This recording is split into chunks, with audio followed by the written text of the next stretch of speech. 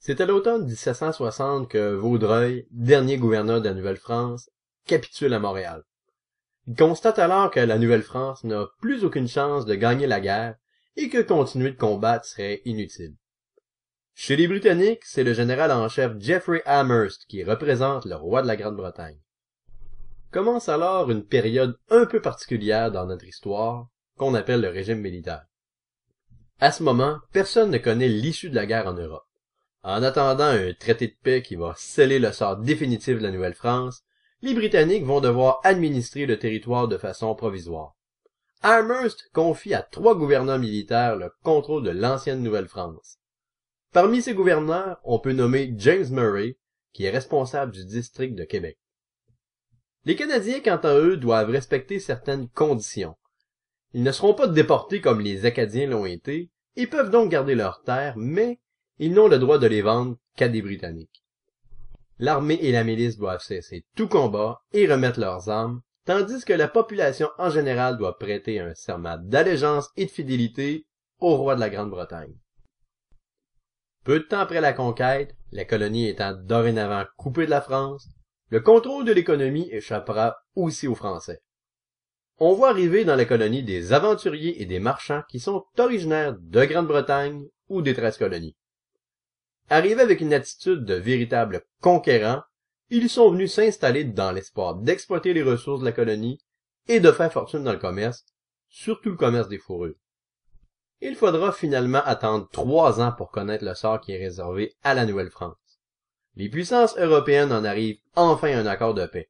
C'est ce qu'on appelle le traité de Paris. Ce traité va confirmer la fin de la Nouvelle-France puisque tout le territoire, sauf les îles de Saint-Pierre et Miquelon, sont concédés à la Grande-Bretagne. C'est donc confirmé, et il y a bel et bien un changement d'empire.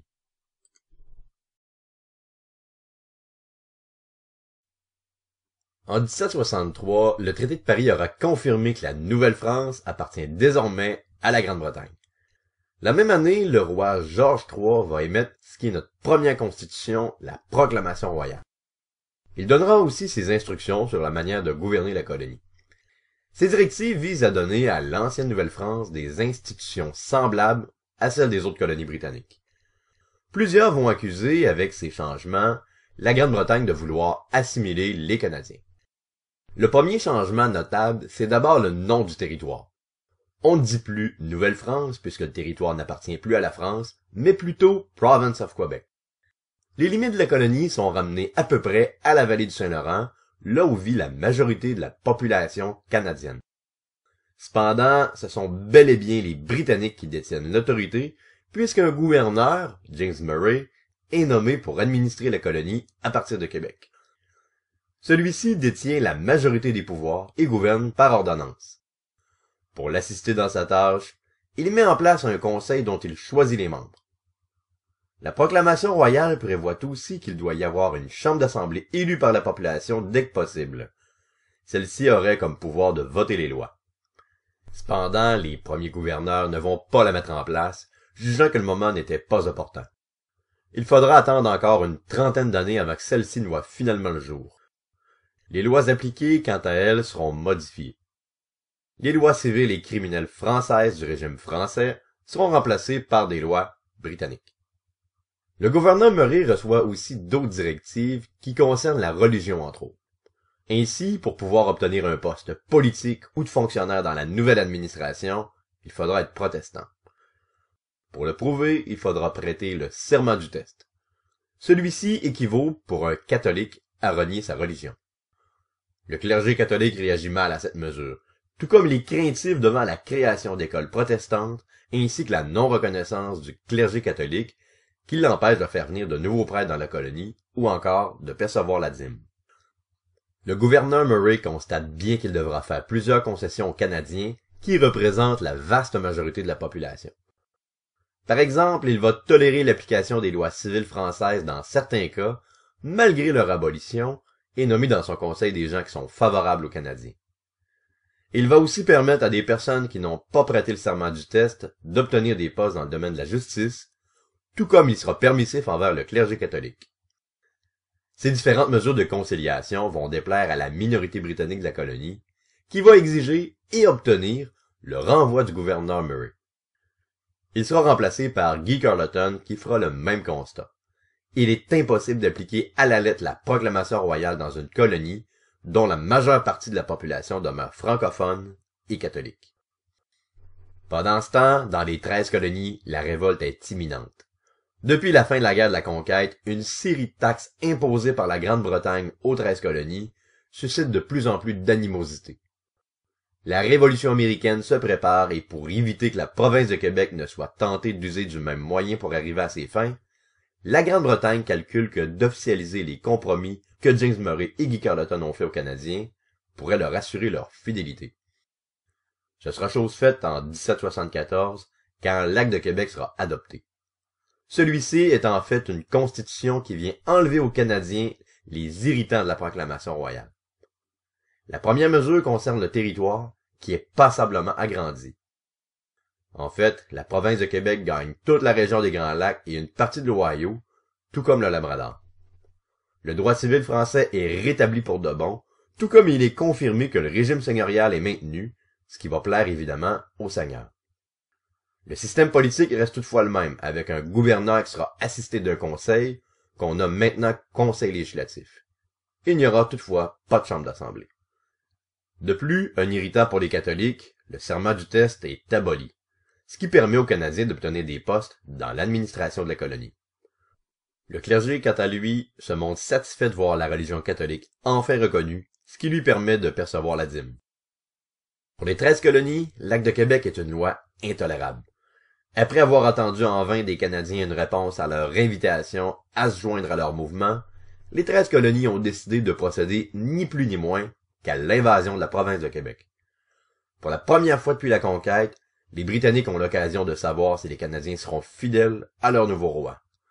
Le clergé et des seigneurs, déjà satisfaits des mesures de l'Acte de Québec, amènent une bonne partie des Canadiens à rester neutres pendant l'invasion des 13 colonies. La Révolution américaine n'a pas qu'amené l'indépendance des États-Unis. En fait, elle a eu plusieurs impacts dans la province de Québec. Bien que les Canadiens gardent les acquis de l'Acte de Québec, les choses ne seront quand même plus jamais les mêmes. Pour comprendre ces différents changements, il est bon de rappeler que la guerre d'indépendance américaine a opposé deux camps dans les 13 colonies.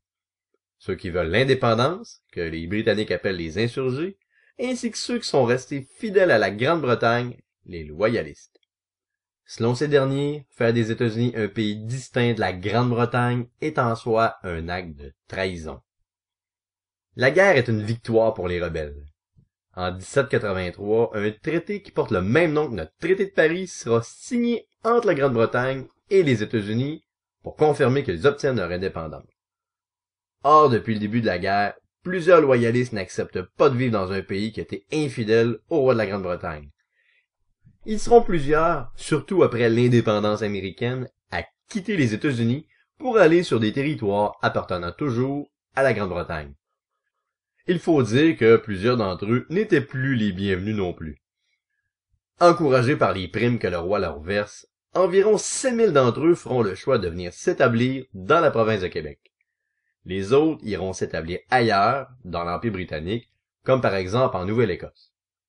La composition de la population de la province de Québec sera bouleversée. Toujours minoritaires, les anglophones sont maintenant beaucoup plus nombreux qu'ils ne l'étaient. Cependant, les loyalistes s'acclimatent mal à l'Acte de Québec, qui reconnaît le régime seigneurial et la religion catholique, et vont réclamer rapidement des changements à celui-ci, notamment par l'ajout d'une chambre d'assemblée. L'autre impact de l'indépendance des États-Unis, c'est la redéfinition des frontières de la province de Québec. Le territoire de la colonie a été amputé au sud par la perte de tout le sud des Grands Lacs, qui appartient désormais aux États-Unis. Les Grands Lacs, quant à eux, sont partagés en deux, sauf le lac Michigan qui appartient au complet à notre voisin du sud. Ces modifications territoriales auront un impact important sur l'économie. En fait, depuis 1763, peu de choses avaient changé au point de vue économique. Comme du temps de la Nouvelle-France, la majeure partie de la population de la province de Québec vit d'agriculture. On retrouve aussi une population qui vit de pêche, surtout dans l'est de la colonie. Cependant, c'est toujours le commerce des fourrures qui demeure le principal produit d'exportation de la colonie vers la Grande-Bretagne.